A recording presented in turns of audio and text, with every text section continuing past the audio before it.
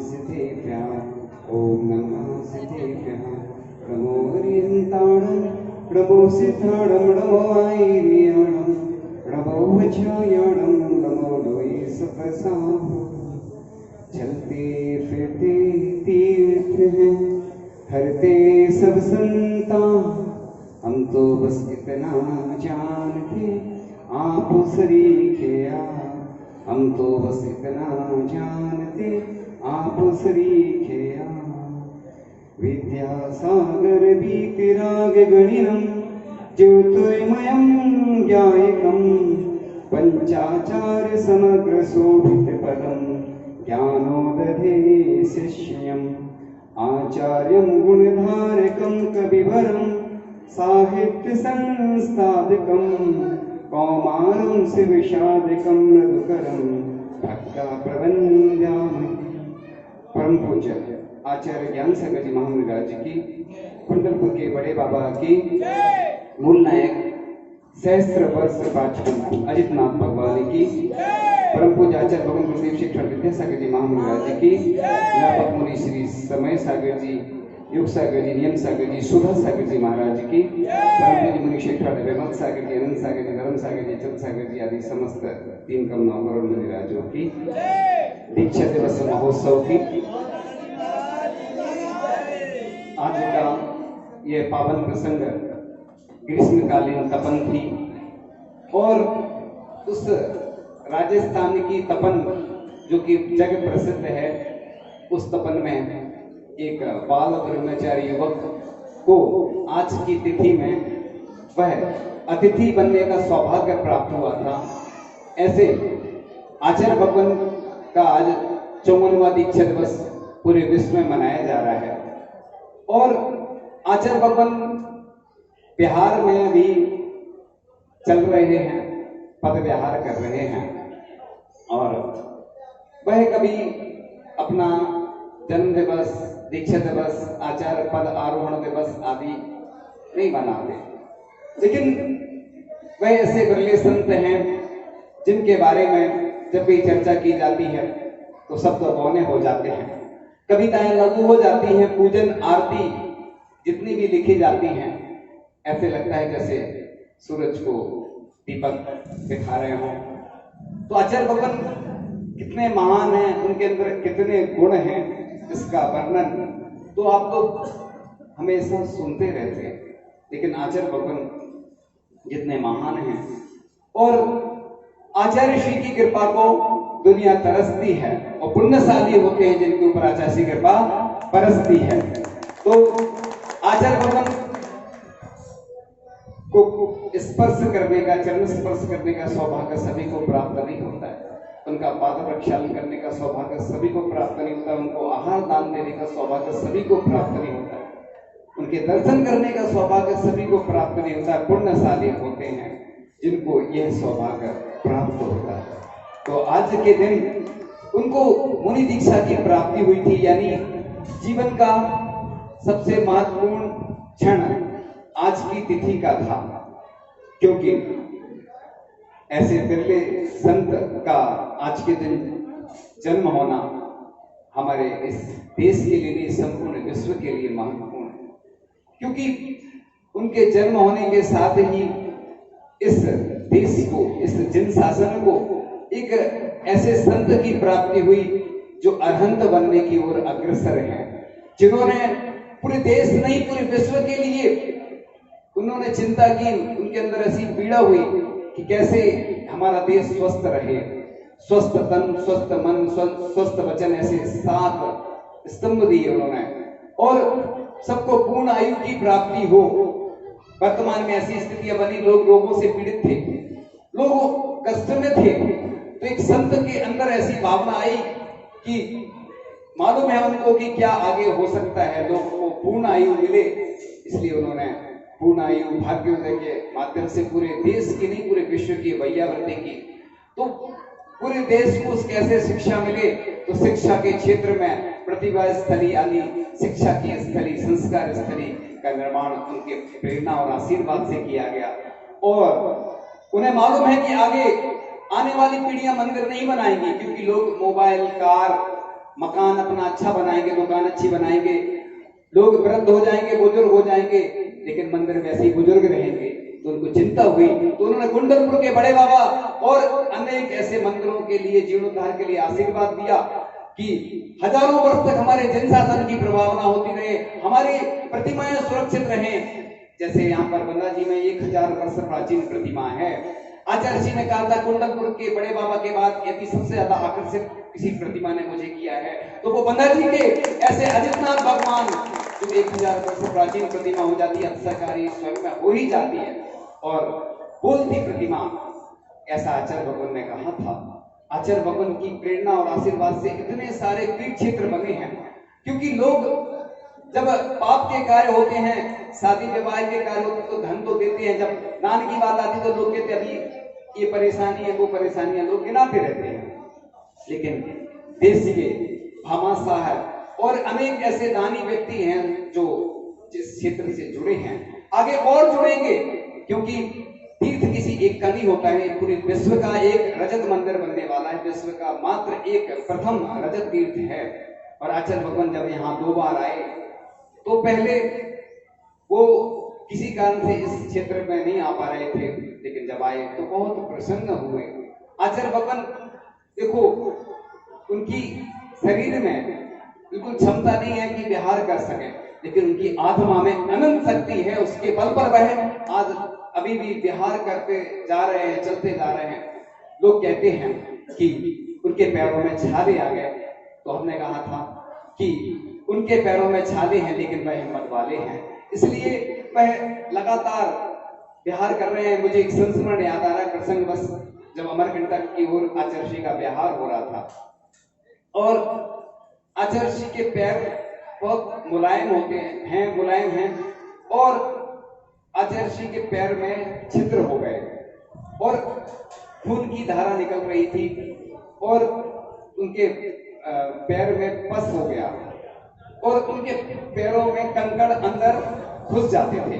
जब वह विहार करते थे, जैसे ही पैर रखते थे इतनी तकलीफ होती थी, लेकिन वह चलते जा रहे। और एक डॉक्टर ने जब पैर को देखा और उन्होंने कहा कि आपको तो विश्राम करना पड़ेगा, तो आचार्य जी कहाँ रुकने वाले हैं, किसी की मानने वाले नहीं, अपने हाथ में कमंडल लेकर चलते थे और इतनी तकलीफ कि पैर रखना मुश्किल, लेकिन विहार कर रहे हैं वो। और वो जो सड़क है, मार्ग है, वह भी उतना अच्छा नहीं था और चलते जा रहे। फिर 1-2 दिन विश्राम करना पड़ा और जब कुछ कंकड़ उनके अंदर, जब पैर के अंदर जो चले गए थे, उनको निकाला गया, देखा गया कि अंदर पस पड़ गई है, तो वह फिर भी विहार करते रहे।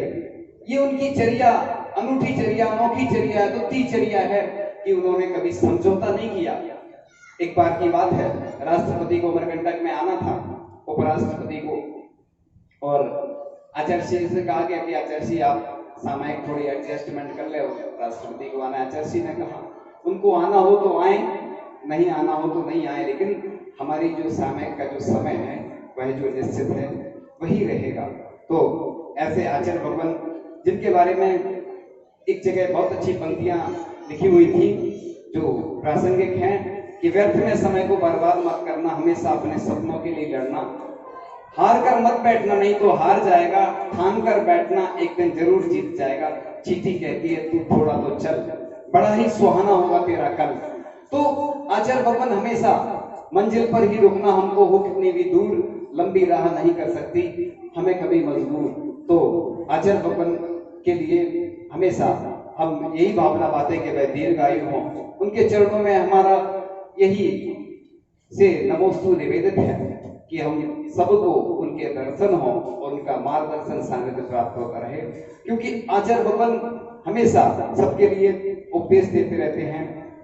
आचार्य भगवान ने जब आशीर्वाद दिया इस तीर्थ क्षेत्र पर, तो लोग कह रहे हैं कैसे क्या होगा, तो आचार्य भगवान का जब आशीर्वाद होगा और अजितनाथ भगवान की छत्र छाया होगी, सब कुछ अच्छा होगा।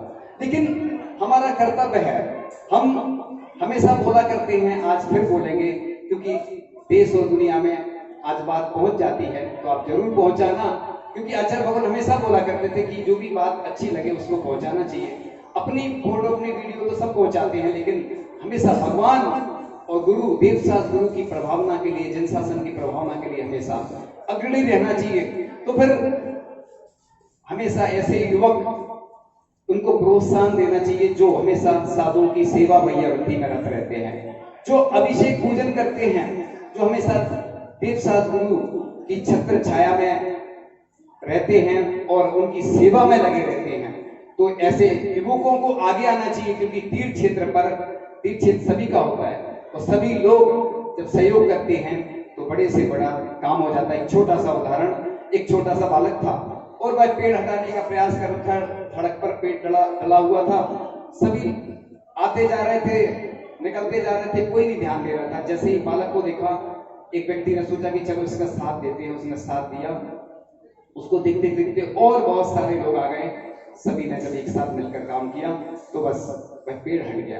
ऐसे ही एक छोटी सी चिड़िया थी, जंगल में आग लग गई, बूंद बूंद करके पानी ला रही थी, बुझाने की कोशिश में लगी हुई थी। इतने में जंगल के पशु पक्षियों ने चिड़िया से कहा, तुम मूर्ख है क्या, कुछ बूंद पानी से आग बुझेगी क्या? तो चिड़िया ने जवाब दिया, आग बुझे या ना बुझे, जब भी इतिहास लिखा जाएगा मेरा नाम आग जलाने वालों में नहीं, बुझाने वालों में आएगा। तो ऐसे ही जिस बालक के साथ सभी लोग हो गए तो वह कार्य हो गया। ऐसे ही सभी को मिलकर इस तीर्थ का विकास करना है, उसके साथ साथ साधुओं की सेवाओं में भी अग्रसर रहना है और सिद्ध चक्र विधान होने वाला है। जब लोगों को लाभ नहीं मिलता है, कई गांव वाले आते हैं सिद्ध चक्र विधान करवाने के लिए, तो लोग चाहते हैं हमारा परिवार का सिद्ध चक्र विधान हो। ये तीर्थ क्षेत्र है, इस इधर जो विधान करता है उसको 10 गुना पुण्य लगता है, क्योंकि ये तीर्थ क्षेत्र सबका होता है और पूरी दुनिया के लोग जब जुड़ रहे हैं, पूरी दुनिया के लोग जब देख रहे हैं तो वह तो जहां रहेंगे उधर से लाभ लेंगे। लेकिन जो साक्षात मुनि राजों के सानिध्य में अष्टानिका पर्व में जो देव लोग जाकर विधान करते हैं, और जितने अभी तक सिद्ध चक्र विधान हुए हैं उनमें विशेष उपलब्धियां हुई हैं। आप खुद जब देखेंगे भक्तिमय नजारा और आप आनंद लेंगे। अभी तो लोगों को बहाने दिखते हैं, ये बीमारी है, परेशानी है। जब धर्म के काम आते हैं तो लोगों को बीमारी परेशानी दिखती है, और जब दुकान पर दिन भर बैठे रहते तो परेशानी दिखती, कहीं जाना हो बाहर तो नहीं दिखती। इसलिए घबराना नहीं, यहाँ के भगवान अतिशयकारी चमत्कारी हैं, लोगों ने खुद बताया था। यहाँ की वातावरण ऐसा है कि इधर बहुत सारी बीमारियां तो अपने आप ठीक हो जाती हैं, सब बीमारियां ठीक हो इन्हीं भावनाओं के साथ। आगे फिर समय आएगा, चर्चा करेंगे इन्हीं भावनाओं के साथ, आचार्य भगवान के चरणों में इन्हीं भावनाओं के साथ कि आपका हम 108वां मुनि दीक्षा दिवस मनाएं इन्हीं भावनाओं के साथ। आचार्य भगवान गुरुदेव श्री के चरणों में बारंबार नमस्कार करते हुए यही भावना करते हैं कि आपका सानिध्य, मार्गदर्शन, प्रेरणा हम सभी को प्राप्त होती रहे। आचार्य भगवान गुरुदेव श्री विद्यासागर जी महामुनि राज की, परम पूज्य मुनिवर श्री 108 भाव सागर जी महाराज जी की। मैं अब परम पूज्य मुनिवर श्री 108 अचल सागर जी महाराज के चरणों में नमोस्तु निवेदित करता हूँ कि हे महाराज श्री, आज गुरुदेव की दीक्षा दिवस के पावन प्रसंग पर हम लोगों को उपदेश देने की कृपा करें। परम पूज्य मुनिवर श्री 108 अचल सागर जी महाराज दोनों हाथों को जोड़ेंगे और नमोस्तु निवेदित करेंगे। हे महाराज श्री, नमोस्तु नमोस्तु नमोस्तु।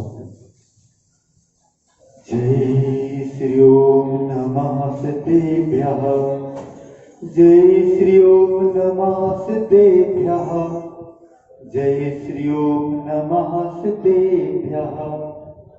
मंगलम भगवान वीरो, मंगलम गौतमो गणी, मंगलम कुंद कुंदार्यो, जैन धर्मोस्तु मंगलम।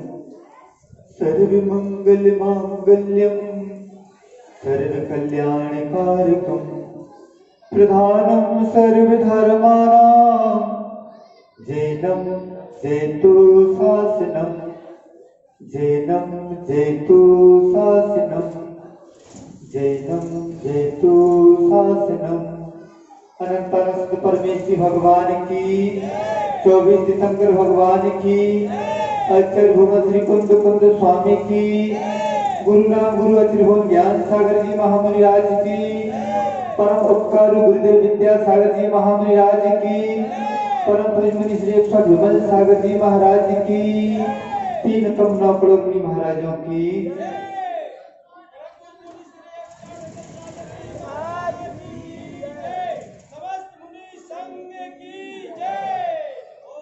धर्म की नींव श्रद्धा और समर्पण पर टिकी होती है।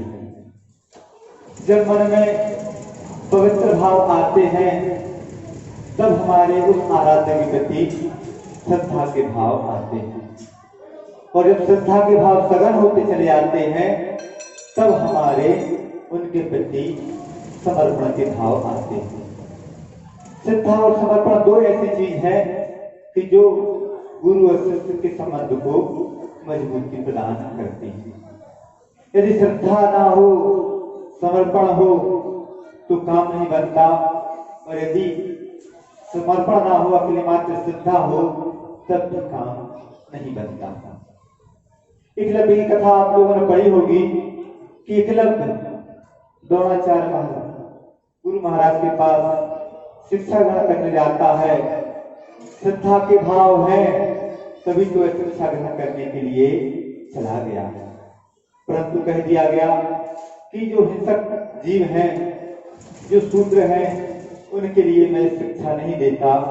तो बस वहां पर जो श्रद्धा उसकी बलवती होती चली गई, वह मूर्ति, पत्थर की मूर्ति बनाकर भी उसके समक्ष जाकर उस शिक्षा को ग्रहण कर लेता है।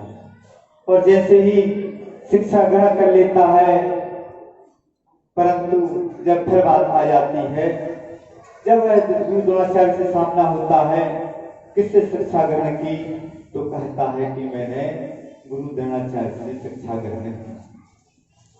मालूम चलता है कैसे कैसे की बात आती है तो कहा जाता है कि क्या गुरु दक्षिणा नहीं दोगे, और बोलता है सर्वस्व निछावर। गुरु महाराज बोलते हैं दाहिने हाथ का अंगूठा काटकर दे दो। पर व्यक्ति ये नहीं सोचता कि मेरा क्या होगा। इसी प्रकार जब वह विद्याधर दीक्षा लेने की बहुत तीव्र भावना थी, आत्म कल्याण की तीव्र भावना थी, मालूम चलता है दक्षिण में कि गुरु महाराज राजस्थान में विराजमान है, और वह पहुंच जाते हैं उन गुरु महाराज के पास। परिचय दिया जाता है, कौन हो, कहां से आए हो, तो बोलते हैं कि महाराज विद्याधर मेरा नाम है, दक्षिण प्रांत से मैं आया हूं। ज्ञान सागर जी महाराज बोलते हैं ऐसे तो माया में बहुत से विद्याधर आते हैं, विद्याध्ययन करते हैं और आकर उड़ जाते हैं। तुम्हारी बातों का क्या भरोसा, एक दिन तुम भी उड़ गए तो क्या होगा। उस समय विद्याधर यह नहीं सोचता कि मैं क्या समर्पण करने जा रहा हूं, बस मनोभाव आते हैं। समर्पण सिद्धांत तो था ही था, ये नहीं सोचते हैं कि कहाँ 70-72 साल के वृद्ध महाराज हैं, कहाँ मैं 18-20 साल का हूँ। वह उस समय जो युवा आते हैं बोलते हैं महाराज आप बोल रहे हैं उड़ जाओगे, मैं आज से आपके समक्ष सवारी का त्याग करता हूँ। यह होता है श्रद्धा और समर्पण के भाव। जब तक श्रद्धा ना हो, समर्पण ना हो, तब तक मोक्ष मार्ग में कदम बढ़ ही नहीं सकते। और यदि समर्पण हो, श्रद्धा हो, तो गुरु महाराज कैसे उस जीव का उद्धार कर देते हैं। बात चल रही थी, कौतूहल की बात आ गई समाज में, तरह तरह की बातें होने लगी कि ज्ञान सागर जी महाराज एक 22 साल के युवक को सीधी मुनि दीक्षा दे रहे हैं। शुद्ध थी, निश्चय हो चुकी, घोषणा हो चुकी। समाज के कई वर्ग तरह तरह की बातें हो रही हैं। 2 वर्ग गुरु महाराज के पास सोने की मुख्यता में, अध्यक्षता में पहुंच जाते हैं। गुरु महाराज को नमस्कार किया जाता है और बोलते हैं कि महाराज मैंने सुना है कि आप सीधी मुनि दीक्षा दे रहे हैं। अभी युवक की उम्र है ही कितनी, 20-22 साल का युवक है। क्रम क्रम से पहले तिलक दीक्षा दीजिए, फिर आप तिलक दीक्षा दीजिए, फिर आप मुनि दीक्षा दीजिए। यदि आगे ऐसा कुछ गलत हो जाएगा तो क्या होगा? तो उस समय ज्ञान सागर जी महाराज क्या जवाब देते हैं? उस समय जवाब देते हैं कि आप लोग आए हैं, जागरूक समाज है, प्रशंसनीय है, आप लोग जागरूकता की बात कर रहे हैं, परंतु जो दीक्षा दी जा रही है उसके प्रति दायित्व, शिष्य के प्रति दायित्व गुरु का होता है। गुरु महाराज ठोक बजाकर दीक्षा देते हैं कि कौन शिष्य योग्य है, कौन शिष्य अयोग्य है। रही बात उम्र की, तो बताइए कि आप बोल रहे हैं कि 20-22 साल की उम्र बच्चे को दीक्षा दी जा रही है। अब आप में से, आपकी तो उम्र हो गई 60-65 साल की, आप लोगों में से कौन दीक्षा लेने के तैयार है? यदि कोई तैयार है तो मैं उसको दीक्षा देने के लिए तैयार हूं। आप लोग जो बात कर रहे हो कि कच्ची उम्र है, तो मैंने अपने शिष्य को बहुत अच्छे से परख लिया है।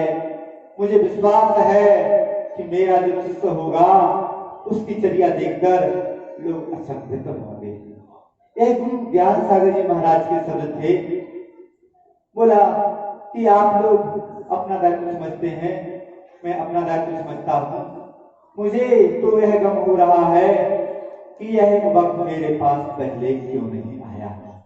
यदि यह युवक बाल अवस्था में भी मेरे पास आ जाता तो मैं उसको उस समय भी दीक्षा दे देता। आचार्य महाराज बोलते हैं, ज्ञान सागर महाराज बोलते हैं कि चतुर्थकालीन चर्या का अचंभा आप लोग देखेंगे। चतुर्थकालीन चर्या क्या होती है आप लोग देखेंगे। मुझे तो इस बात का दुख हो रहा है कि मैं ज्यादा समय तक इस चतुर्थकालीन चर्या को नहीं देख पाऊंगा।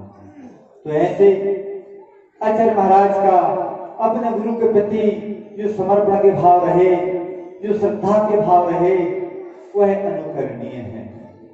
आचार्य ज्ञान सागर महाराज जी ने एक बहुत अच्छी बात बोली कि संघ को गुरुकुल बनाना। आचार्य ज्ञान सागर जी महाराज का हम तुम बुंदेलखंड वासियों के ऊपर बहुत बड़ा उपकार है। जब आचार्य महाराज ज्ञान सागर जी महाराज समाधि लेने को ओर थे, अपने आचार्य पद का त्याग कर चुके थे, उस समय आचार्य विद्यासागर जी महाराज जी ने अपने गुरु से पूछा कि महाराज बताइए कि मैं अपनी चर्या का निर्वाह कहाँ करूं। तो आचार्य ज्ञान सागर जी महाराज ने कहा कि यदि तुम्हें अपने निर्दोष चर्या का पालन करना है तो तुम बुंदेलखंड की ओर चले जाना। यही वह बुंदेलखंड है कि जहां पर गुरु महाराज ने अपने गुरु महाराज के स्वप्न को साकार किया। किस माध्यम से किया, कौन सा स्वप्न साकार किया? तो उन्होंने संघ को गुरुकुल बना दिया। दो शब्द आते हैं, एक होता है शब्द और एक होते हैं आचरण। शब्दों के धनी बहुत होते हैं, बात करने वाले बहुत होते हैं, बहुत व्यक्ति बात करते हैं, प्रवचन करने वाले एक से एक धुरंधर हैं, परंतु आचरण के धनी बहुत बिरले पुरुष ही हुआ करते हैं। और आचरण का जो प्रभाव पड़ता है, शब्दों का वह प्रभाव नहीं पड़ता जो आचरण का प्रभाव पड़ता है। आज आचार्य महाराज से आप लोग प्रभावित हैं तो किस कारण से हैं? तो उसका एकमात्र कारण है कि गुरु महाराज का आचरण। कैसा आचरण? चतुर्थकालीन चर्या करने वाला वह आचरण रहा है। आचार्य महाराज अपनी चर्या में तो तत्पर रहते ही हैं, जागरूक रहते ही हैं, परंतु साथ साथ अपने कल्याण के साथ साथ पर के कल्याण की भी भावना है रखते हैं। जब बात आई कि आत्म कल्याण तो हो रहा है, परंतु समाज कैसे समाज का कल्याण हो, तो बस जो मुख्य बात थी कि समाज किन किन बातों से पीछे हट जाता है, तो आचार्य महाराज ने समाज के लिए चिकित्सा के द्वार खोल दिए। चिकित्सक क्षेत्र में आचार्य महाराज ने जो कार्य किया वह अभूतपूर्व रहा। गरीबों के इलाज की बात आई तो भागवत खोल दिया और निर्दोष इलाज की बात आई तो पूर्ण आयु का द्वार खोल दिया है। आज के समय में चिकित्सा हो रही है, परंतु कैसी चिकित्सा हो रही है? तो बस उस सात्विक चिकित्सा के लिए जिसका उपयोग हो और जिसके साइड इफेक्ट भी ना हो, तो उस आयुर्वेद के लिए आचार्य महाराज ने पूर्ण आयु के लिए संकल्पित हो गए। दूसरी बात आती है कि समाज का उद्धार तो कैसे हो? तो समाज का उद्धार संस्कार के बिना हो ही नहीं सकता। जहां पर बहुत ऊंची बातें हो रही हैं, इंग्लिश मीडियम की शिक्षा की बातें हो रही हैं, बोर्डिंग की बात हो रही है, वो एजुकेशन की बात हो रही है, परंतु संस्कार की बात नहीं हो रही है। उस संस्कार के लिए आचार्य महाराज ने 5 प्रतिभा स्थली, जहां पर सात्विक शिक्षा सात्विक शिक्षकों के माध्यम से दी जा रही है, वहां पर जहां पर अर्थकरी शिक्षा होती है, वहां पर संस्कार की बात समाप्त हो जाती है। और ऐसी 400-500 बहनें जिन्होंने अपना समर्पण गुरु महाराज के प्रति कर दिया, वह बहनें बिना पैसे के, बिना वेतन के जो संस्कार दिए जा रहे हैं, ऐसा लगता है कि गुरुकुल में जो संस्कार दिए जाते थे, गुरुकुल में जो सर्व कलाओं में पारंगत किया जाता था, वह सब बातें उस प्रतिभास्थली में हो रही है। तो संस्कार, शिक्षा और जीव दया, आज के समय में हर कोई व्यक्ति आता है, परंतु ऐसे कुछ शुष्क अध्यात्मवादी भी हो गए हैं कि बोलते हैं कि गौशाला में हिंसा का कार्य हो रहा है।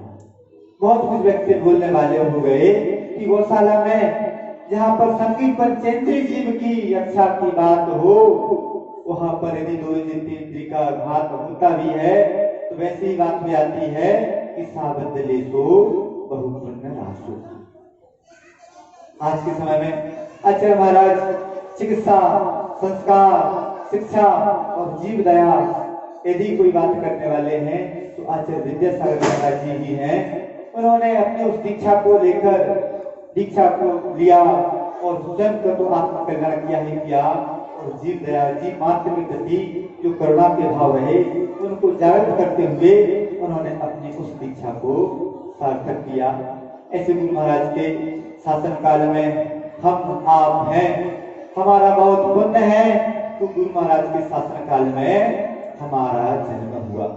यदि गुरु महाराज ना होते, गुरु महाराज के जब चतुर्थ काल में हो गया होता और मुक्ति की प्राप्ति कर ली होती, तो क्या सोचते कि इस पंचम काल में जो चतुर्थकालीन चर्या का उदाहरण पेश हुआ है, वह क्या आप लोगों को, हम लोगों को प्राप्त हो सकता था? नहीं हो सकता था। तो बस आचार्य महाराज के जो सूत्र है, आचार्य महाराज ने क्या सूत्र दिए? आचार्य महाराज ने कहा कि संसार की असारता को समझो, जो जन्म लेगा वह मरण को प्राप्त भी होगा। पुण्य की विशालता को बढ़ाना श्रेयस्कर है, और अहिंसा परिणाम की कीमत को समझो, अपने समान दूसरों को जानो। एक 4-5 सूत्र गुरु महाराज ने अपन सबके लिए दिए हैं, उनके माध्यम से ही हमारा तुम्हारा कल्याण हो सकता है। तो बस अपने समान दूसरों को भी समझो। जिस व्यक्ति ने अपने समान दूसरों को समझना शुरू कर दिया, वह व्यक्ति भी उन गुरु महाराज की बातों को अपने जीवन में उतार सकता है, उतार लेता है। तो गुरु महाराज की बातें हमारे जीवन में उतरे, उन्हीं को, उस बात को जब जीवन में उतर जाएंगी, तभी वह दीक्षा का बात को मानना सार्थक होगा। ऐसे आचार्य महाराज की बातों को जीवन में उतारें, इसी भावना के साथ में हिंसा परम धर्म की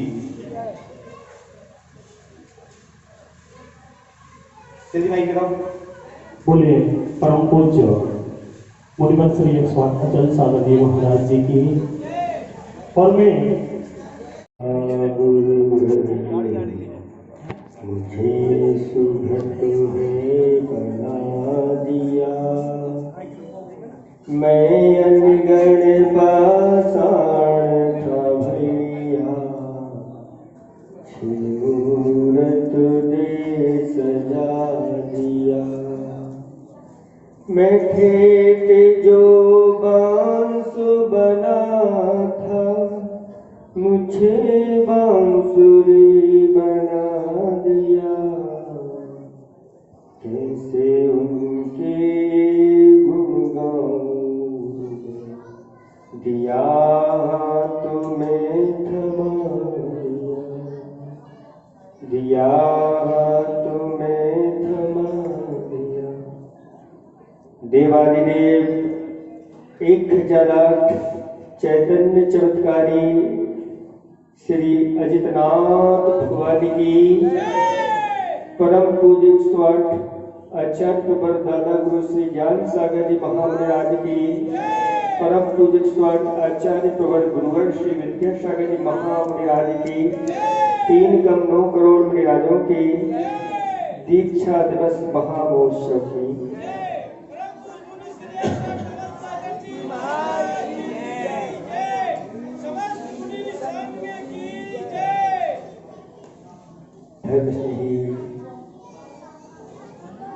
परमात्माओं,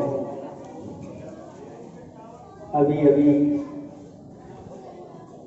एक दंपत्ति आए जिनके बारे में बताया वह भगवान के माता पिता बने। आज इस कलिकाल में साक्षात भगवान के माता पिता तो नहीं बन सकते, स्थापना निक्षेप से बनने की प्रक्रिया आज भी खुली है और वह भी अपने आप में कम नहीं है।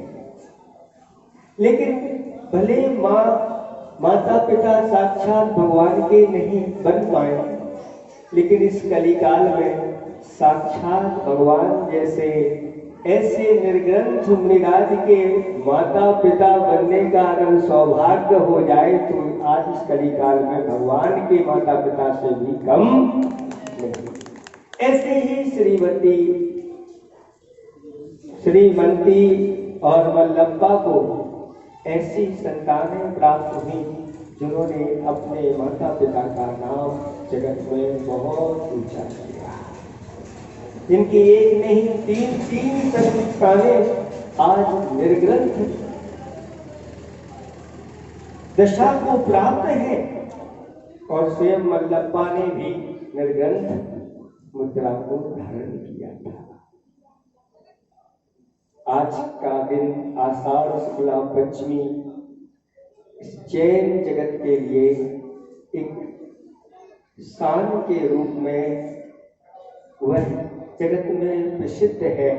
तो आज आचार्य भगवंत की मुनि दीक्षा दिवस हुई थी, दिवस मनाया जा रहा है और वह एक हम लोगों के लिए वरदान बन करके हमारे जीवन में आया है।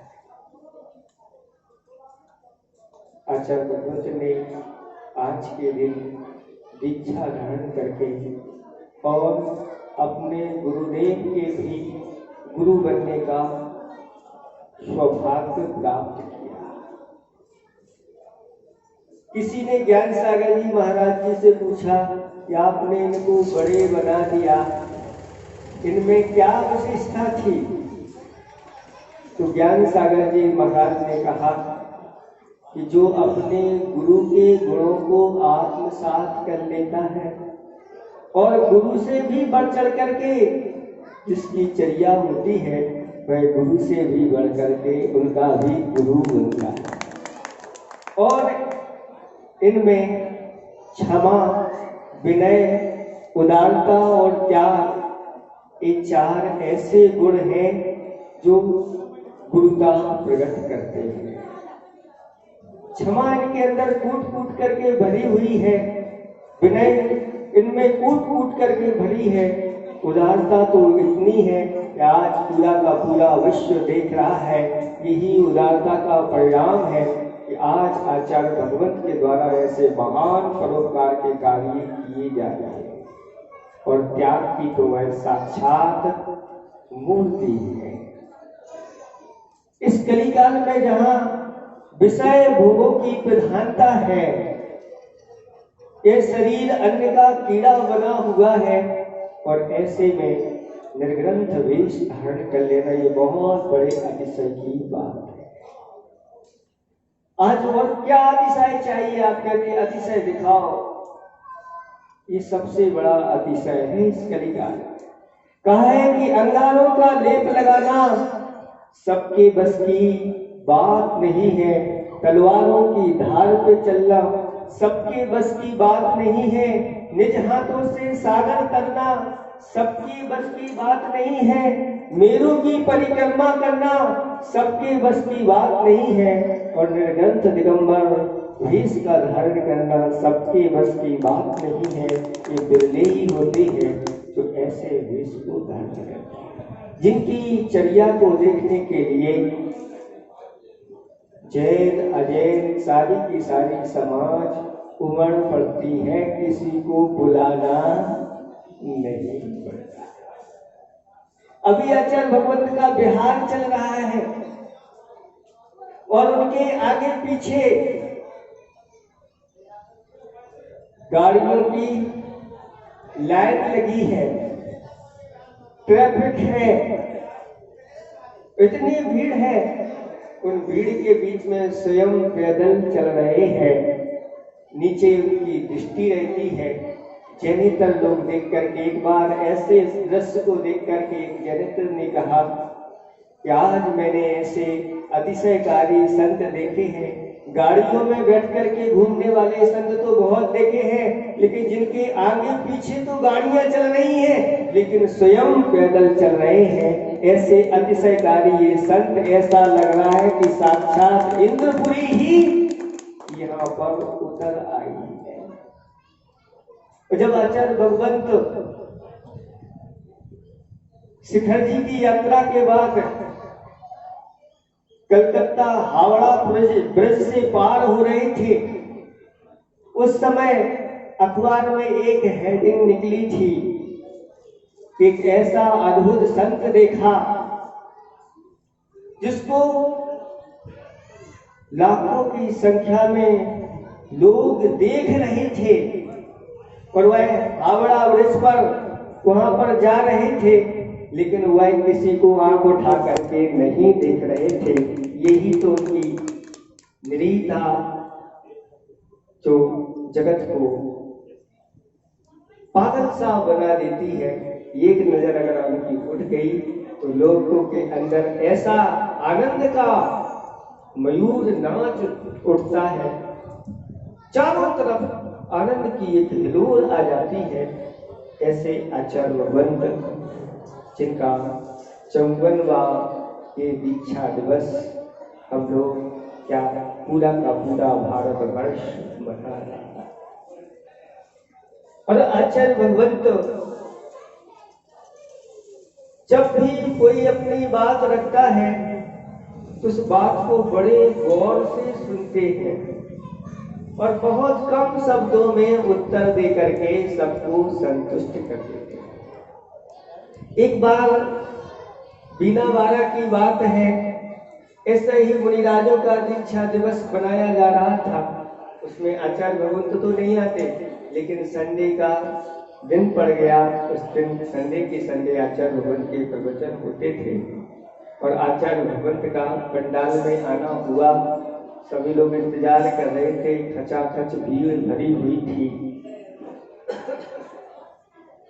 और जो संचालन कर रहे थे कवि महोदय, और उन्होंने अपनी पंक्तियों में कहा, उस भीड़ को देख करके गुरुदेव उस भीड़ से बचना चाह रहे हैं और भीड़ उनकी ओर आकर्षित हो रही है। उस भीड़ को देख करके उन्होंने कुछ पंक्तियां बोली कि गुरुदेव भक्तों की भक्ति से बचकर, गुरुदेव भक्तों की भक्ति से बचकर दूर कहां तक जाओगे, और गली गली में भक्त बिछे हैं, अब कैसे बच पाओगे। माना भक्तों ने तुम्हें परेशान कर दिया, हमने माना बात सही है, लेकिन लाखों लोगों ने तुम्हें चुरा लिया है, इसकी तुम्हें खबर नहीं। हमने भी चोरी की है गुरुवर, इस चरण चोर को सजा सुना दो। हमने भी चोरी की है गुरुवर, इस चरण चोर को सजा सुना दो, बस ऐसी ही चोरी करता जाऊं, कृपया अपना हाथ उठा लो। अगर हम चोरों को हाँ बता दो इसमें लगेगी कौन सी धारा, बता दो इसमें लगेगी कौन सी धारा। अगर हम चोरों को आपने माफ कर दिया, एक नजर मुस्कुरा दो गुरुवर, एक नजर मुस्कुरा दो। इन पंक्तियों को सुनकर के आचार्य भगवंत ने मुस्कुरा दिया। तो जब प्रवचन का समय आया तो आचार्य भगवंत ने कहा कि देखो आजकल के ये भक्तगण दिन दहाड़े चोरी करते हैं, दिन दहाड़े चोरी करके वो सीधे आके कोर्ट में पेश हो जाते हैं और कहते हैं बताओ आचार्य भगवंत इसमें कौन सी धारा लगेगी। तो हम क्या बताएं भैया, हमारे पास तो एक ही धारा है, वह है शांति धारा, और वह शांति धारा ही हम सबके ऊपर लागू करते हैं। ऐसे आचार्य भगवंत क्षमा की मूर्ति है। एक बार किसी ने आचार्य भगवंत से ये कहा कि आचार्य भगवंत ज्ञान सागर जी आपको पाकर के सफल हो गए। आचार्य भगवंत ज्ञान सागर जी आपको पाकर के सफल हो गए। तो आचार्य भगवंत कहते हैं सफल नहीं, ये तो फल भी खा गए। फल इसलिए खा गए, अंत में अपने ही शिष्य के चरणों में आकर के उन्होंने संलेखना धारण की, और उस जो दीक्षा का फल होता है, अंत्यक्रियादि अंत में जो यह आचरण किया है उसका तब का कोई फल है, वह संलेखना है। और अपने ही शिष्य के द्वारा वह संलेखना को, निर्विकल्प संलेखना को प्राप्त हो गए। अंत में जब आचार्य भगवंत संलेखना आचार्य भगवंत की करवा रहे थे ज्ञान सागर जी महाराज की,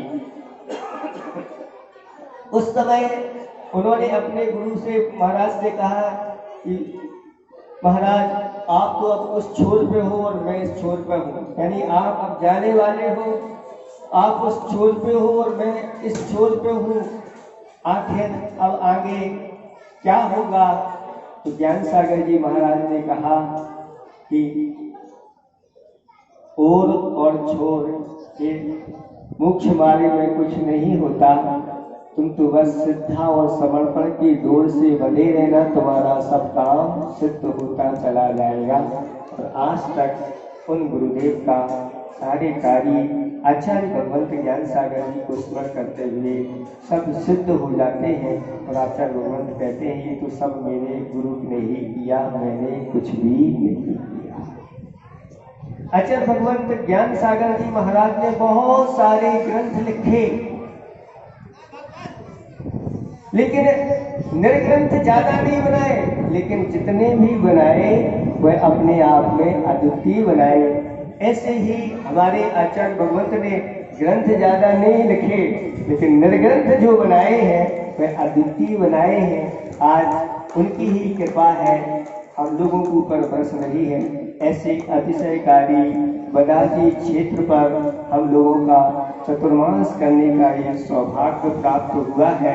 ऐसे उन गुरुदेव के चरणों में यहीं से बारंबार नमस्कार करते हैं। और जब तक इस पृथ्वी पर सूर्य चंद्रमा विद्यमान रहे, गंगा सिंधु नदियां इस पृथ्वी पर निरंतर बहती रहे, मेरू पर्वत इस पृथ्वी पर अचल होकर के विद्यमान रहे, स्वर्गों में इंद्रदेव अपना शासन करते रहे, तब तक हमारे गुरुदेव की वह कीर्ति दिग दिगंतरों तक फैलती रहे।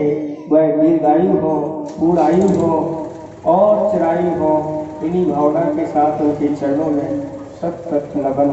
नमोस्तु भगवन, नमोस्तु भगवन, नमोस्तु। बोले परम पूज्य मुनि किया विद्या सागर की गुरु आकर की सो मंगल दीप सजा दिखे राज उतार दिया।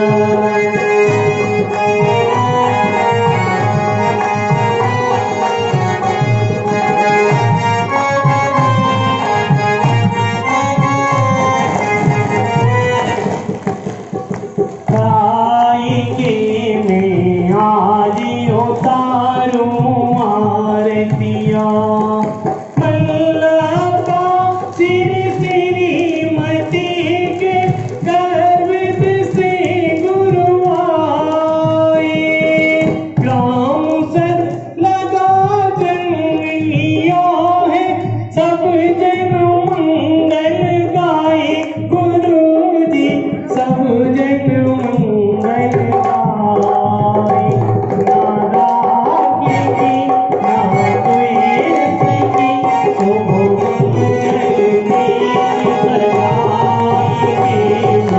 आगे उतारो आरतिया